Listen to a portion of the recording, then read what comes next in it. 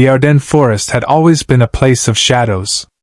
Ancient oaks and pines stretched their skeletal fingers toward a pewter sky, their branches heavy with snow that fell in thick, muffling curtains. Beneath this white shroud, the earth itself seemed to hold its breath. American soldiers huddled in foxholes and farmhouses, brewing weak coffee over sputtering fires, writing letters home about how the war would surely be over by Christmas. They were wrong. At 5:30 that morning on December 16, 1944, the forest erupted. German artillery thundered along an 80-mile front, shells screaming through the darkness like the howls of wounded gods. Trees exploded into splinters. Earth geysered skyward. And through the smoke and chaos came the panzers, hundreds of them, their steel treads grinding forward with mechanical inevitability. Hitler had gambled everything on this offensive. Operation Wacht am Rhein, Watch on the Rhine, was his last desperate throw of the dice, a massive counterattack designed to split the Allied armies, recapture the vital port of Antwerp, and change the course of the war. He had assembled nearly 500,000 men, over 1,000 tanks, and the element of complete surprise. The American lines shattered like glass.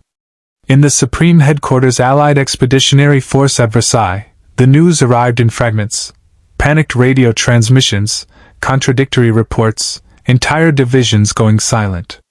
Supreme Commander Dwight D. Eisenhower's face went pale as he studied the maps. His commanders gathered in emergency session, and the same question hung in the air like poison gas. How do we respond? Most of them had no answer. Their forces were scattered, their supplies committed elsewhere, their plans in ruins.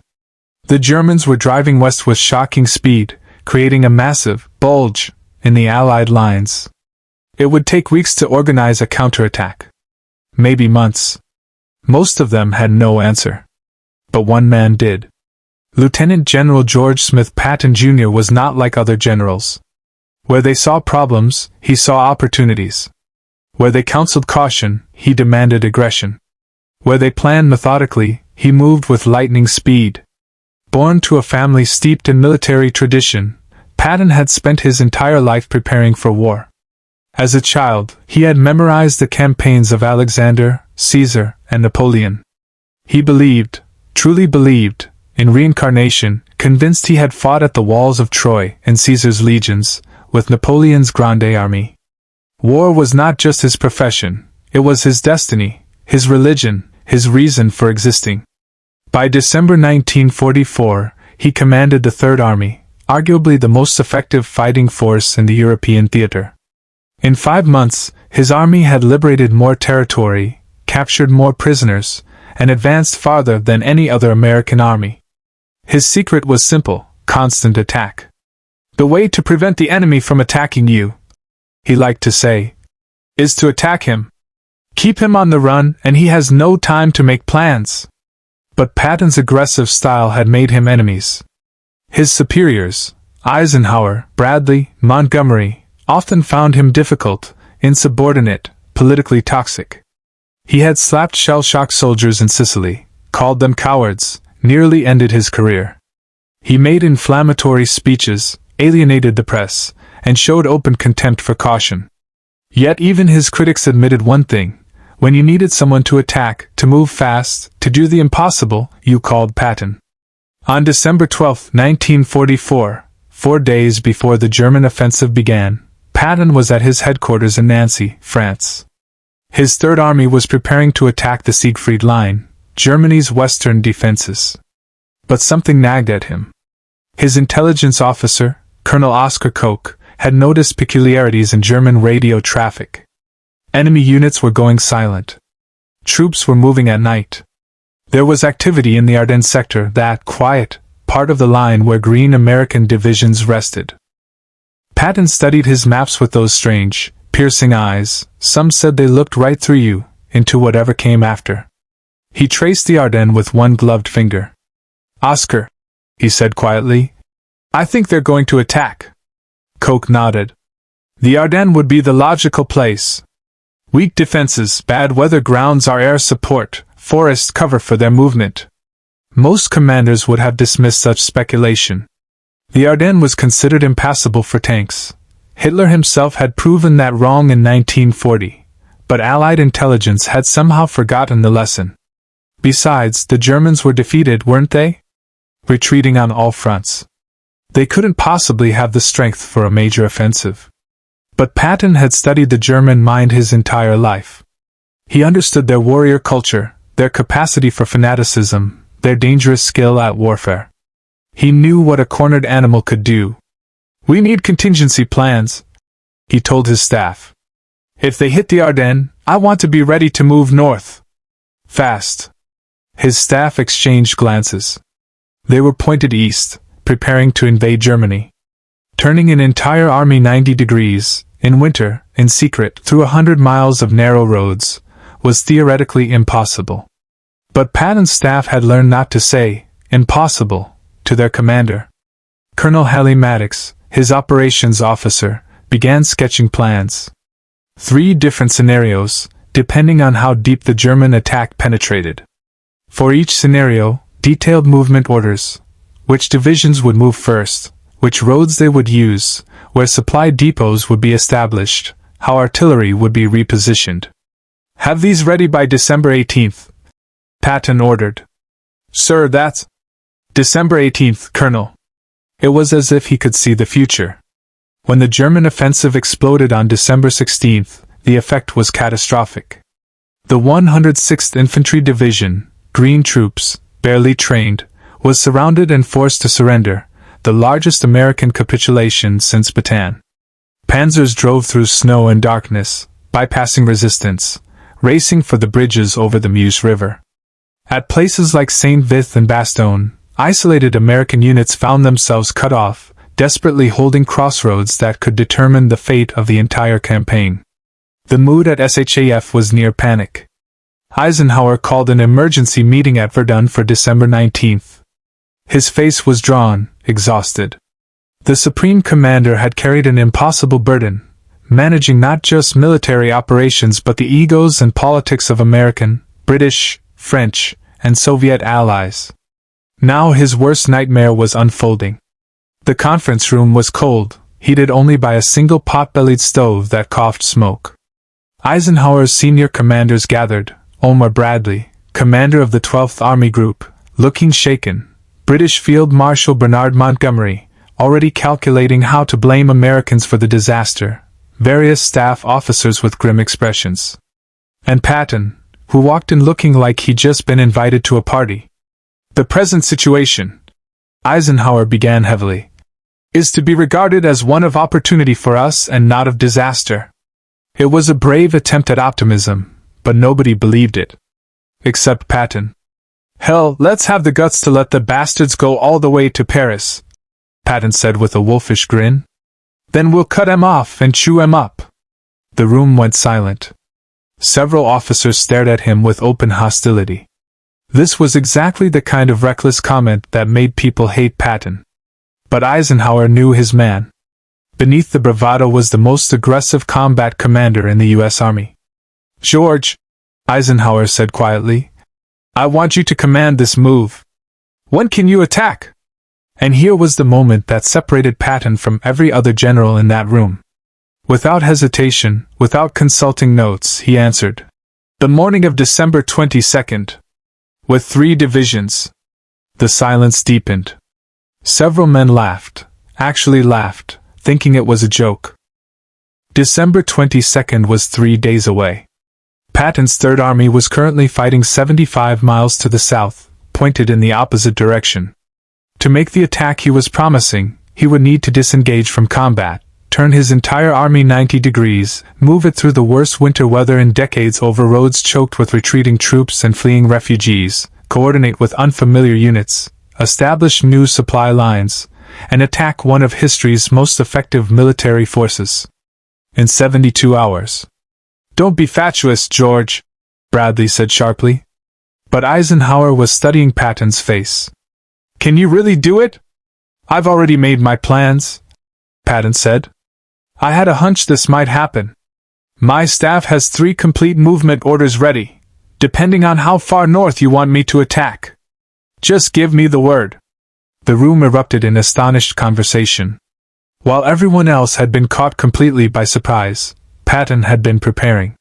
It was the most extraordinary display of military foresight and planning in the entire campaign. Eisenhower made his decision. "Bastogne," he said, pointing at the map. "The 101st Airborne is surrounded there. It's the key to their whole offensive, major road junction. If we can hold Bastogne and break through to relieve it, we stop their advance." Patton nodded. "I'll be there on the 22nd. As the meeting broke up, Eisenhower pulled Patton aside. The two men had known each other for 30 years, since they'd served together as young officers chasing Pancho Villa through Mexico. They'd been friends, rivals, comrades. "George," Eisenhower said quietly, "every eye in the Allied world will be on you. If you fail—" "I won't fail," Patton interrupted. His voice was suddenly serious, stripped of bravado. "I was born for this moment, Ike. Everything I've ever done, every battle I've ever studied, every hour I've trained, it's all been preparation for the next 3 days." Eisenhower nodded slowly.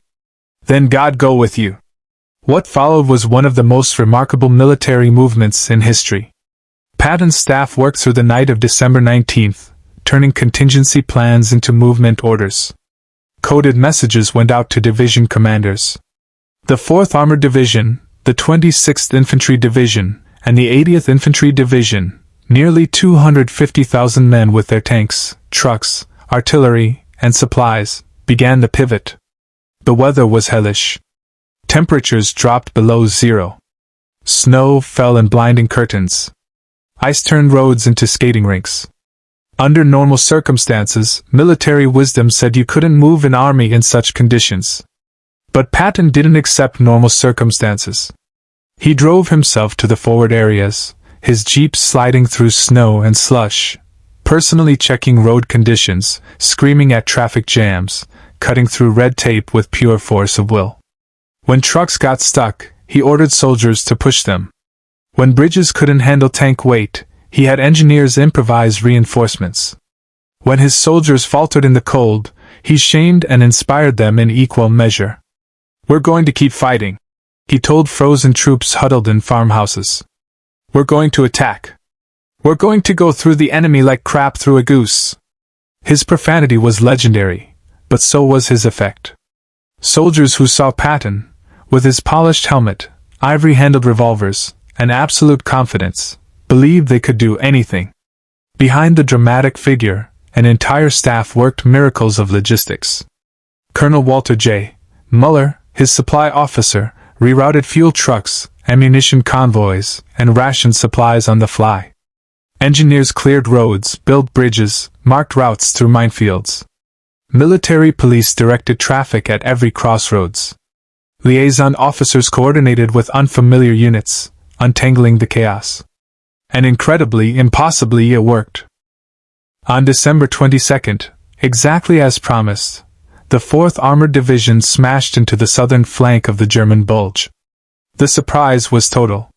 German commanders had assumed the Americans needed weeks to organize a counterattack. Instead, 3 days after the planning conference, Patton's divisions were attacking with overwhelming force. The drive toward Bastogne began. Bastogne had become a legend. The 101st Airborne Division and attached units, about 18,000 men, were completely surrounded by German forces. They were outnumbered, outgunned, running low on ammunition and medical supplies. The weather kept Allied aircraft grounded, so no resupply was possible. On December 22nd, the German commander sent an ultimatum demanding surrender. Brigadier General Anthony McAuliffe's response became immortal. "Nuts!" But courage alone couldn't hold forever. The Germans brought up heavy artillery, hammering the frozen defenders. Without relief, Bastogne would fall. Patton's 4th Armored Division, commanded by Major General Hugh Gaffey, fought through fanatical resistance. Every village was a fortress. Every tree hid anti-tank guns. The Germans knew what Patton was attempting and threw everything at him: panzer divisions, SS troops, desperate Volksgrenadier units fighting for their homeland. The fighting was savage, intimate, terrible. Tanks dueled at point-blank range. Infantry cleared farmhouses room by room with grenades and bayonets. Medics worked in the open, exposed to fire, trying to save young men whose blood froze on the snow. Patton drove forward with his troops, constantly at the front, oblivious to danger. His staff begged him to stay back. He ignored them. He needed to see the ground, smell the smoke, feel the pulse of battle. This was where he belonged. On December 26th, just 4 days after beginning the attack, elements of the 4th Armored Division broke through German lines and made contact with Bastogne's defenders. The siege was lifted. The relief column was led by Lieutenant Colonel Creighton Abrams, commanding a battalion of Sherman tanks. When his lead tank, named Cobra King, rolled into Bastogne's perimeter and met men of the 101st, hardened paratroopers broke down and wept. Patton himself arrived soon after, standing in his jeep, surveying the battered town. McAuliffe met him at the edge of town. "How are you, General?" Patton asked. "Gee, I'm mighty glad to see you," McAuliffe replied. Patton's eyes swept the devastated buildings, the frozen foxholes, the exhausted defenders. Then he smiled, that fierce, predatory smile. "We'll have you out of here in no time," he said. "Now let's go kill some Germans."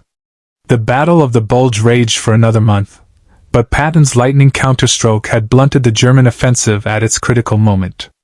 By relieving Bastogne so quickly, he prevented the Germans from seizing the road network they needed to reach the Meuse River. Their timetable shattered, their momentum broken, the German army began the long retreat back to the Rhine. Hitler's last gamble had failed, and the failure cost Germany the war. Why was Patton the only general ready? Because he understood something fundamental that others had forgotten. In war, the side that moves fastest usually wins. While other commanders worried about perfect preparation, complete information, and minimal risk, Patton grasped that speed itself is a weapon, that a good plan executed violently today beats a perfect plan executed next week. He had prepared contingency plans when others thought such preparation was paranoid. He had maintained offensive spirit when others counseled caution. He had studied his enemy's capabilities rather than dismissing them. And when the moment came, he had the moral courage to promise the impossible and the professional skill to deliver it. In his diary that night, Patton wrote, "We can still lose this war. The Germans are not beaten yet. But by God, today we showed what Americans can do when we're properly led." It was vintage Patton, arrogant, combative, absolutely right. The Ardennes forests returned to silence, its snow covering the scars of battle. But the legend of what happened there, of the general who saw what was coming, prepared when others scoffed, and moved when others hesitated, that legend would endure. Because in the winter of 1944, when the world held its breath and the fate of civilization hung by a thread, one man had been ready. And that, finally, had made all the difference.